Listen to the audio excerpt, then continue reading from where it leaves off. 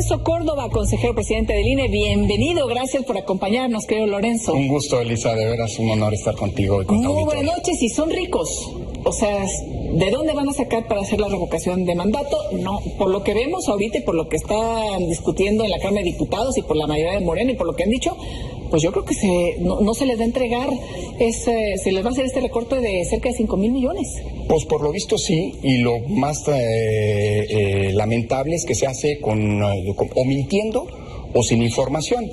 Escuchaba ahora lo que decía el diputado Mier, dadas las declaraciones que hoy hizo. Pues si no sabía que había fideicomisos...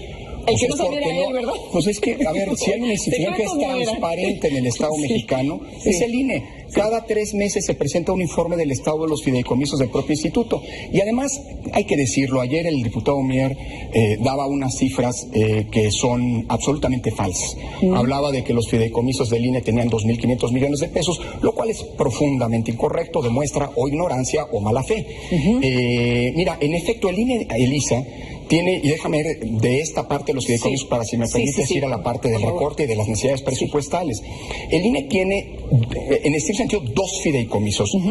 Uno, el primero, que llamamos de pasivo laboral, que está conformado para poder atender todas las obligaciones laborales del INE en casos de liquidaciones, de despidos cuando hay que pagar alguna compensación, o bien de juicios laborales que se pierden y hay que hacer alguna erogación. El INE no pide dinero para estas cosas, sino que a partir de sus economías lo deposita en un fideicomiso específico para este fin. Hoy ese fideicomiso tiene un monto, un saldo de 527 millones de pesos. Pero dado que después de cada proceso electoral, y esto ocurrió desde hace 30 años, se hace un programa de retiro voluntario para que la gente que se quiere ir del INE pueda hacerlo con buenas condiciones y sobre todo de cara al concurso del Servicio Profesional Electoral, nosotros lo que hacemos es ver quién se quiere ir, ver qué plazas tenemos y antes de que vengan los procesos electorales hacemos este concurso. Bueno, para el retiro. Claro, es para el retiro, es para si hay un juicio laboral y perdemos, tenemos que pagar alguna compensación, y ahí se toma ese dinero. Nada más que con este programa de retiro, de esos 527 millones, hoy tenemos 320 comprometidos con este programa de retiro, es decir, quedarían 200 millones de pesos en ese fideicomiso. Después tenemos otro fideicomiso que se divide en 2 partes, un fideicomiso para infraestructura inmobiliaria.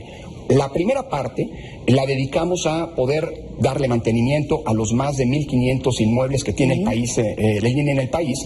Tenemos por ley juntas oficinas en 300 distritos y en las 32 entidades, o sea, son 332, más aparte, alrededor de 1,000 módulos de atención ciudadana, donde pedimos la credencial. ¿Son rentados, Lorenzo? La enorme mayoría sí.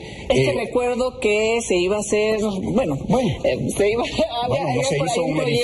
Y no se hizo, pero mira, Elisa, se rentan. Sí, hay entidades, hay capitales en donde nos donan los gobiernos locales terrenos y entonces construimos precisamente para no pagar rentas. Fíjate que por ley tenemos que tener esa cantidad de edificios, no es que el INE lo quiera, sino la ley se lo mandata. Y el monto de rentas que pagamos al año es del orden de 600 millones de pesos. ¿Por qué? Porque se trata de edificios en donde cuando hay elecciones albergamos incluso a los militares y ahí hay que tener buenas condiciones para nuestros miembros de las Fuerzas Armadas, tenemos que tener bodegas muy bien resguardadas, etcétera. Bueno, de este fideicomiso nosotros tenemos comprometidos, hay contratos, se están construyendo algunos edificios en aquellos estados en donde nos han donado terrenos por 381 millones de pesos que están comprometidos. Es decir, esta parte, este subfideicomiso, déjame llamarlo así, tiene disponibles 242 millones.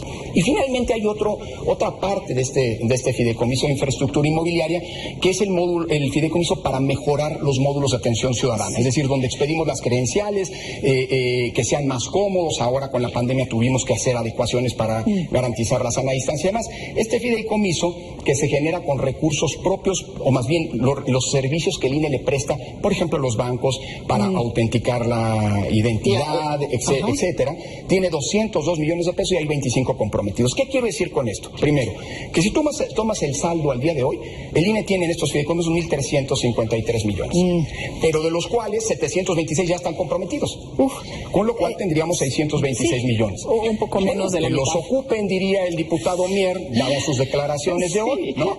Bueno, El problema es que, como decía la consejera Zavala, no se pueden usar porque esos fideicomisos, una vez que le pones el dinero, solo lo puedes usar para las finalidades de ese fideicomiso. Por ley no se puede utilizar ese dinero. Si nosotros usáramos ese dinero, nos iríamos a la cárcel. A lo mejor eso cometeríamos un delito, a lo mejor eso le daría gusto a algunos, pero evidentemente no lo vamos a hacer. Lorenzo, a ver, entonces, bueno, esos fideicomisos, por supuesto, son transparentes, no es que no existieran, porque luego también la retórica... Quien no lo sabía es porque no averiguó bien o no quiso averiguar. No se pueden utilizar esos recursos, pero no alcanza de otro lado. Y aunque se pudieran utilizar, no alcanzaría ni de lejos. Mira, hacer una revocación de mandato es un ejercicio, Elisa, muy serio. Es como una elección al revés. Sí. Y tiene que hacerse con las mismas garantías que se hace una elección presidencial. Además, los diputados y senadores acaban de aprobar hace 2 meses una ley de revocación de mandato que nos obliga a instalar el mismo número de casillas de la última elección federal. Más de 161,000 casillas. Si nosotros no cumplimos con eso, pues cometemos una violación a la ley y seguramente habrá quien felizmente iniciará algún juicio político por ese concepto.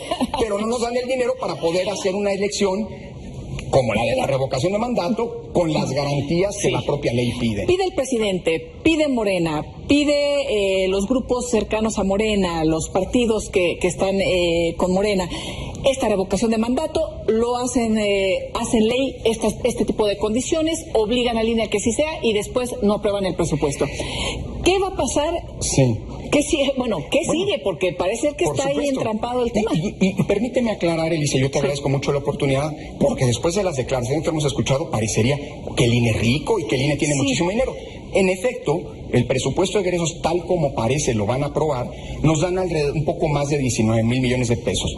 Pero vale la pena recordarle al auditorio, Elisa, que de ese monto hay casi 6,000 que no se puede tocar, porque es dinero para los partidos políticos. Es de ellos. Ese dinero no se puede tocar porque está establecido en la Constitución y el INE solamente lo recibe y se los transfiere a los partidos. ¿Y el resto? Eso nos llevaría a 13,000 millones de pesos.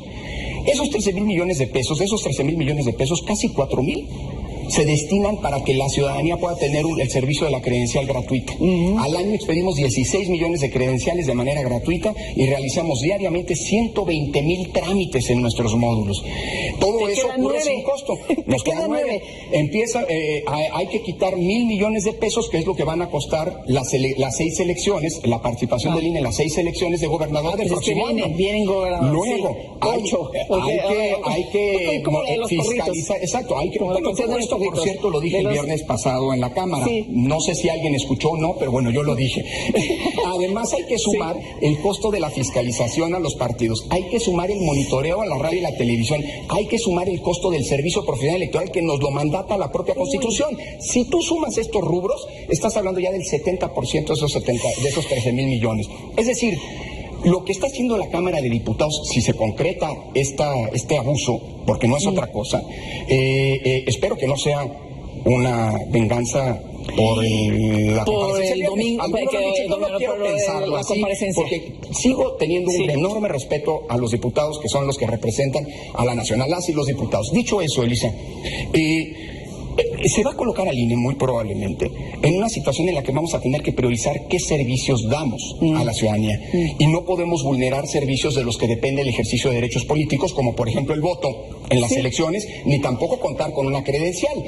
Es una situación inédita, nunca antes habíamos visto algo como esto y es muy probable que esto abra el enésimo litigio porque, ojo, el INE sí quiere hacer la revocación de mandato. Sí. Lo dijo hoy, lo decía,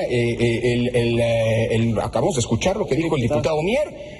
Dadas sus intervenciones, dijo, lo anoté, incluso se le va a hacer el recorte, incluso si pone en riesgo la revocación de mandato. Que le quede claro a la ciudadanía quién es el que eventualmente está poniendo en riesgo el ejercicio de un ejercicio que es el resultado de derechos ciudadanos, como está establecido en el artículo 35 constitucional. ¿Quién incumpliría, el INE o la Cámara de Diputados? Mira, el INE tiene obligaciones. En la división de poderes, el INE tiene ciertas responsabilidades. Ciertamente, si así lo pide la ciudadanía, una responsabilidad del INE es hacer la revocación del mandato.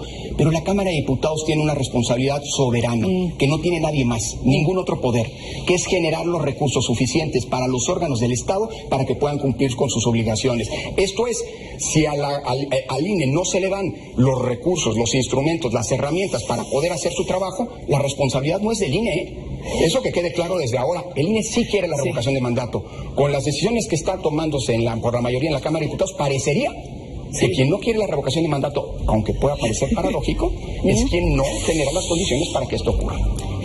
Lorenzo, vamos a ver qué deciden ahorita los diputados. Esto puede terminar en la Corte, ¿verdad? En los Corte de Justicia. El INE siempre va a defender las funciones constitucionales que tiene y va a defender siempre el derecho de que los servicios que brinden no afecten a la ciudadanía. Si tenemos que recurrir a la Corte, lo hemos hecho en otras ocasiones, pues es lamentable que haya órganos del Estado que